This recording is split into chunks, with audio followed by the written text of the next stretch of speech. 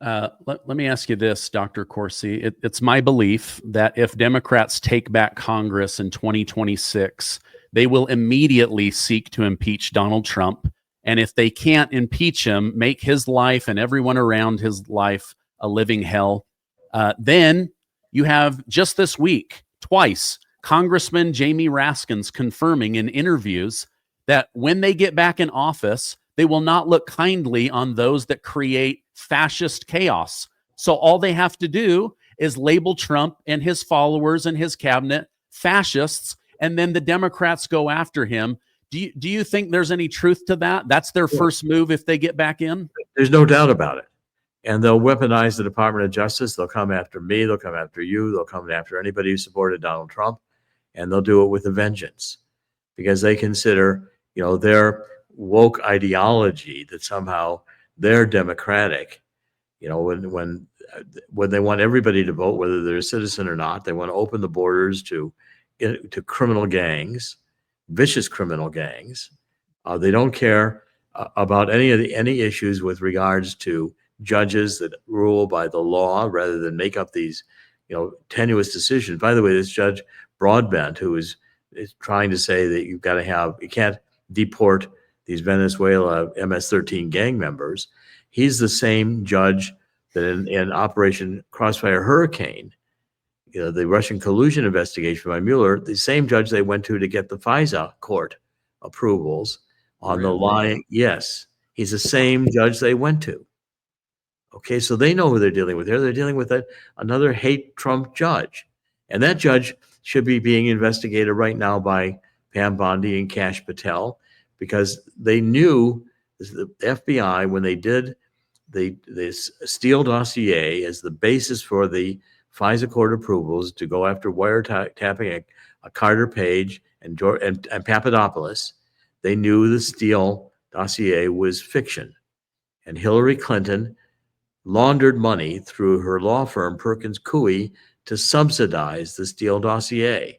And they knew that too. So they were using a falsified Steele dossier that was complete nonsense, unverifiable. And this Judge Broadbent is the one who said you can have all the FISA approval you want. Okay, well, that violates about every law you can think of in terms of, going and using national security agency powers to investigate U.S. citizens. And that's what Clapper did, willingly. And Brennan was happy with it being done under Obama. Okay, so that's why I think Brennan and Clapper and all these other intelligence agents who did things like saying that Hunter Biden's laptop was Russia disinformation, they were lying. And it was a political weaponization of the Justice Department. So you're asking if the Democrats steal the 2026 election, they're going to do everything they can to cheat and win the White House back in 2028. They'll have 2 years of hell for Donald Trump because the lawfare will resume with this impeachment, that impeachment effort, and they'll file 20 impeachment bills within the first 10 days.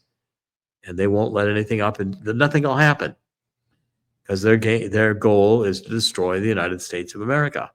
They're globalists. They don't see, they want us to think that our children before reaching puberty need sex change operations. They'll never have an orgasm. They'll never be able to bear children. What kind of monsters are these? Well, they don't care that these Venezuelan gangs, MS-13, are bringing fentanyl into the country, are raping and killing innocent mothers and daughters. I mean, this is horrendous. How in that conscience can the Democrats have this to be their platform? But that's where they are, and that's why the risk is so great. I've had two guests this week say, how can Democrats in good conscience? And I just keep thinking, they don't have a good conscience. That's the only way you can do it. Don't. I mean, I look at them, when I watched the joint session of Congress that Donald Trump addressed and saw Al Green with his cane and shouting at the anger, the hatred, they would not stand up for a child that had beaten a disease that could have killed him, and all he wanted to do was be a law enforcement officer. And he was made an honorary Secret Service. I mean, that was a heartbreaking moment. The Democrats sat there, and they sat there wearing their white Nancy Pelosi dresses, and the women were, their pink pussy uniforms, and sat there in hatred of Donald Trump, holding up signs. I mean, this was ridiculous. This is not the dignity of the United States Congress. This is a bunch of juvenile actors who are acting up in a way that is disgraceful. And that's not going to win the support of the American people. American people are going to say this is completely disrespectful. It's completely, and I don't see any indication they believe in God, or not with transgender this and transgender that. And, every violation of traditional morality that they support, what's next? We're going to have pedophilia being legitimated? Well, again, I think they would do so. They're already talking about, what is it? Minor attracted adults. Yeah. Normalize it. Yeah. I mean, that's pedophilia. They're talking about being able to kill a baby after the baby survives an abortion, that the mother did not want it, so the baby can be killed after it survived. That's infanticide. How can the Democrats support such satanic ideas? If they become that kind of a party, it's become a Democrat communist party that's now a traitorous party. And their only mission is to destroy the United States. And so, I mean, I think the election of Donald Trump in 2024 was an historic moment for the country. And I think a reprieve when God saved him by turning his head at the right instant and had bullets just hitting his ear. And God saying, listen up, that we got to, as a country, we got to come to our senses. We have to stop this nonsense. We have to realize that we need voter integrity. That's where it starts. Because we'll vote do you really believe that there are that many Democratic voters that have this close a margin in the House and Senate? I don't believe it. I don't see it in the country. I see the Democrats losing every election unless they steal it. That's what I see. I think the Democrats can only win elections now that they steal. Yeah. I mean, they don't have good policy. Speaking of policy, Trump has made some huge moves that I don't think the general population fully understands. He pulled money from the Paris Climate Accord. Democrats screamed. He pulled money from the WHO, the World Health Organization. Democrats, globalists, Bill Gates screamed. He's not giving any support or time from the World Economic Forum. Klaus Schwabb quits. Others are saying we're done for. Is Trump removing the money from the big players that are trying to kill and control humanity? We've all seen the headlines: cyber attacks on our power grids, drones in the sky, violent attacks on everyday Americans. The ugly truth is no leader, no system can protect you from everything. And the last thing I want is to be standing in line depending on help that may never come. And when crisis hits, food is always the first casualty. Everyone needs it and panics when they can't get it. Now, that's why I've made sure my family is prepared with my Patriot Supply. Their 4-week emergency food kit gives you the nutrition you need to stay strong in a crisis. With 2,000 calories per day and 100% of your daily value of 12 essential vitamins and minerals, this kit keeps you going when every meal matters. Right now, they're offering $50 off their 4-week food kit. Go to preparewithgardner.com now to grab yours. Don't put this off. Now is the time to prepare. That's preparewithgardner.com to get your 4-week food kit today. Yes, it's key to what Trump is doing. He's understood now that the money is everything. And so when you see, the Congress with all these millionaires and billionaires, let's start there. I think every millionaire congressman ought to be investigated by the Justice Department to find out how they got to be millionaires. I think we should look at what Musk has found with all this, let's another $1 trillion of deficit spending, and then it comes through the agencies, and they funnel that money to non-governmental organizations like Black Lives Matters, and the heads of Black Lives Matters, who are Maoists buy mansions and create chaos throughout the country. This, I think, the American people do not want any longer. And they take the money away from them, they die. That's why the Democrats are screaming so bad. They take the money away from them. And then we've probably fired about 10% of the federal workforce. That's a good start. But when it gets to be about 90%, I'm going to be satisfied, because these people don't come to work. All they do is make regulations and oppose Trump. And these agencies are never going to stop resisting. So therefore, the thing to do, close down the Department of Education was a great idea. But you take away the money from Zelensky, and he doesn't have any more money for cocaine, and they're not stealing any more money as they did with the oligarchs. Zelensky can't fight a war without American money and weapons. The war ends. You take the money away from the World Health Organization, and it begins to fold up. You take the money away from the United Nations or NATO, and none of these things can continue functioning without the money. So what Musk is doing and what Doge is doing are vital to getting our country back in order. Now, we can't be spending $34 trillion in national debt with the money funding democratic causes that are hate America, which is what we're doing right now. It's got to stop. And the American people want it stopped. Just like the tariffs, the American people understand that the world, that all these world trade organizations, all these free trade, all they were done was to ship our jobs over to seize the slave labor in China. I mean, I fought under George W. Bush the Security and Prosperity Partnership of North America. We wanted to create a North American Union. And again, they had a plan where the jobs would go to China, the slave labor would do it. We'd have all these container ships. We'd have deep water ports in Mexico. And these deep water ports would be controlled by the Mexicans and the Chinese. And then we would come up in cargo ships. We'd get trains in Mexico and trucks in the United States. And there's Texas, Trans-Texas corridors, 10 or 12 football field wide highway they wanted to build. And it would end in a Mexican customs office in Kansas City. Well, I was saying, they produce all these cheap goods. Who's going to buy them if the middle class doesn't have any jobs? And that's what's happened. People have gotten to be oligarchs here in the United States on stock manipulation. But at the same time, the American people, middle class, has been decimated. And Biden, with the inflation, was happy to do that. It's time for us to say, Trump just begins imposing the tariffs. Suddenly, new plants are being opened in the United States. Capital is returning to the United States. Jobs are being created. You're not going to make cars in China or Mexico when they have to face tariffs coming back into the country. You're going to move those plants back to the United States. You're going to have jobs being created for Americans. We build the middle class, we'll build a strong country.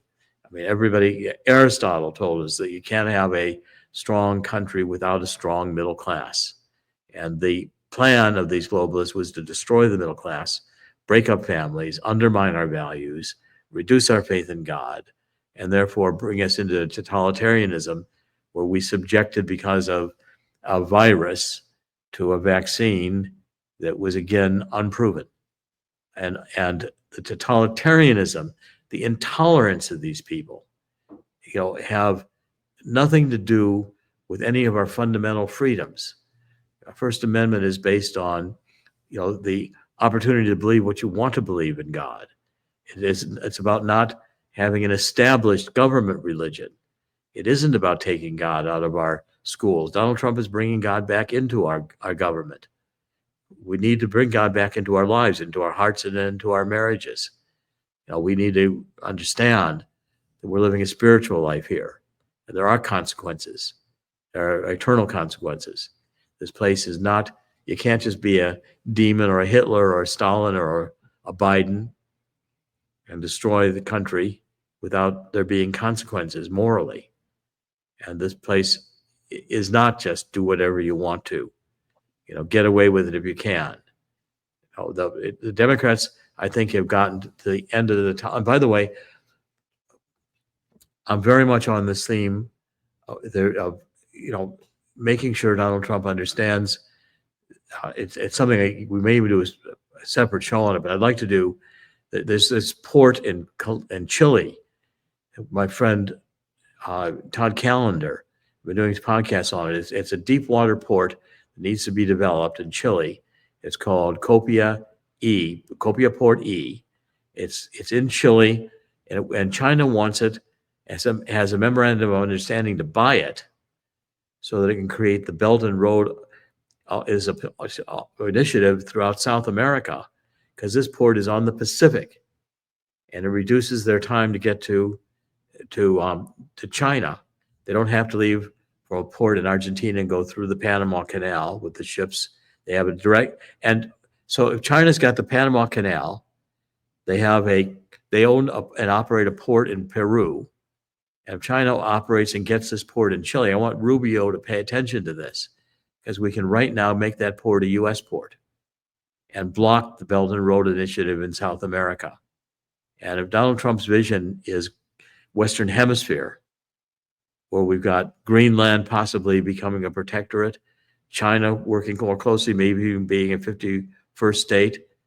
Well, Donald Trump's view is that the entire Western Hemisphere, like the Monroe Doctrine, especially with now China and Russia weaponizing the Arctic, we need from the Arctic to the Antarctic to have a secure continent in terms of the North America's protection by a Western Hemisphere vision of our influence. We start letting China control infrastructure like this Chilean port.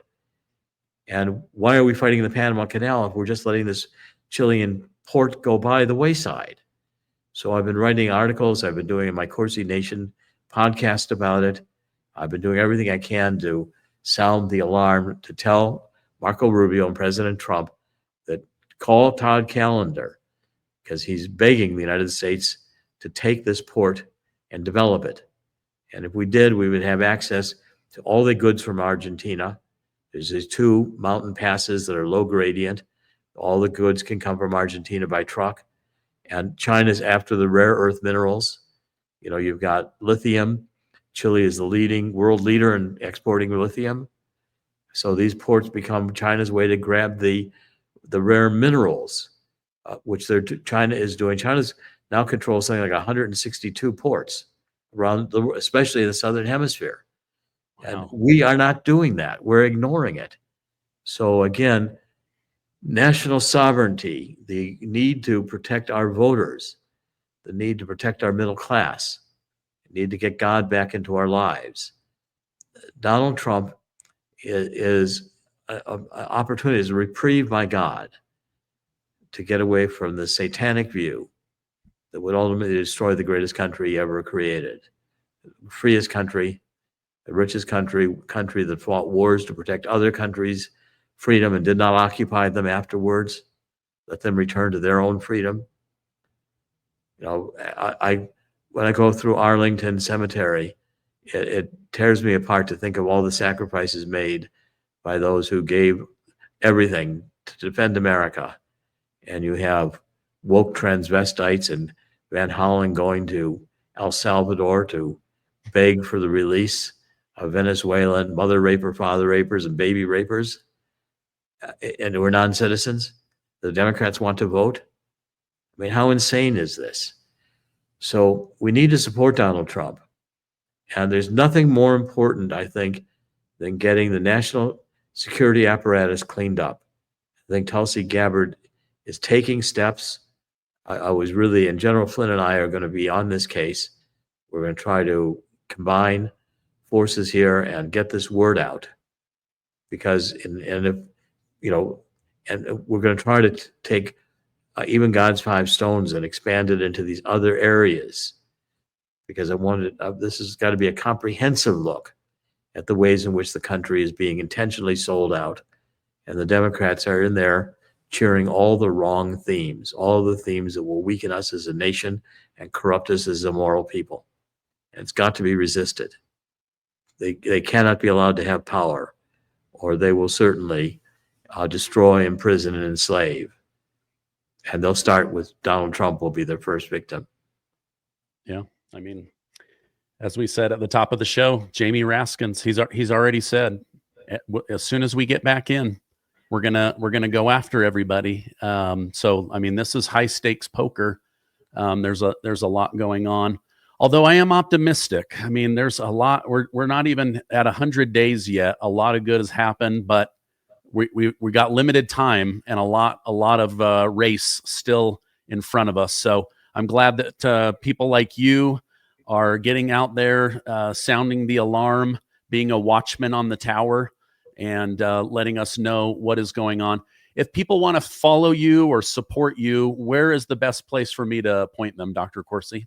Well, we're certainly continuing to raise money in God's Five Stones, and it's greatly appreciated. That's G-O-D, no apostrophe in the S. Spell out 5 as a number, F-I-V-E, stones plural, gods5stones.com. And also I'm doing podcasts every weekday. I revived CorsiNation.com. And I want to say that my heart rejoiced to see Donald Trump reelected. And I've got extreme confidence in him. I mean, I've known Donald Trump for 45 years, and he's a remarkable human being. He's never defeated. He's always had in his heart that he's going to win. And he believes in God. And he believes in the United States of America. He will succeed. They say in the end, God always wins. But God only wins if we fight the battles. And that's why I'm saying, you know, let's get this port in Chile. Let's get voter integrity. Let's get paper ballots. Let's get voter IDs, proof of citizenship to vote. Let's do it the right way. And also I've got a big initiative going on in Libya. Libya wants to take Gazans.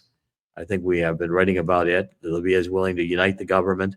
Libya is reaching out to the United States and saying, we will bring our country into order and be a key for you to unlock, you know, the Muslim hatred of Israel from Iran by the willingness of a Muslim country like Libya to work to establish a peaceful, voluntary alternative for the Gazans to have a life. And there's a lot of positive things happening in Libya. I want to make sure President Trump pays attention to them as well. And we'll be presenting some, you know, a very good friend of mine, Philip Escaravage, has very strong credentials in Libya, wants to be a special envoy. We're going to be presenting this. He has excellent credentials. The government of Libya has even requested that he be appointed a special envoy. So we're making strides here. And Donald, I have confidence that Donald Trump is only 100 days, not even, you know, we're just approaching today. We just passed over this week, the 100th day.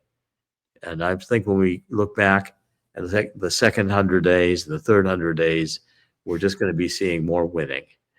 And I'm confident that if the American people, and I commend you and your show, Stephen, you bring forward these issues and you do a great job with it.